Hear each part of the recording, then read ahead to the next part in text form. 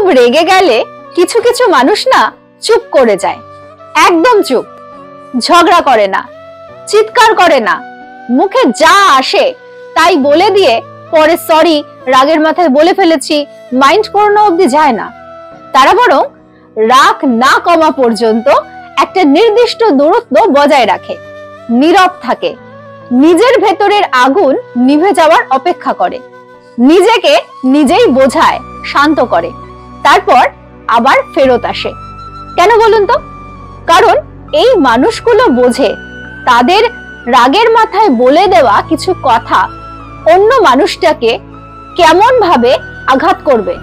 তারা বোঝে সেই আঘাত বুকে বয়ে নিয়ে বেড়ানোর কষ্টটা কি। তারা জানে শুধুমাত্র কথা আর ব্যবহার দিয়ে কি রকম মারাত্মক ভাবে ট্রমা দেওয়া যায় মানুষকে, সম্পর্ক ভেঙে দেওয়া যায়। তারা জানে ভেঙে যাওয়া জিনিসকে হাজার সরি বললেও সে জিনিস আর জোড়া যায় না। রাগের মাথাতেও সেন্সিবল থাকা, অন্য মানুষটার খারাপ লাগার কথা ভাবা, তার প্রতি অনুভূতিশীল থাকা সহজ নয়। যারা পারে তারা জানে কি ভীষণ কঠিন এই কাজ।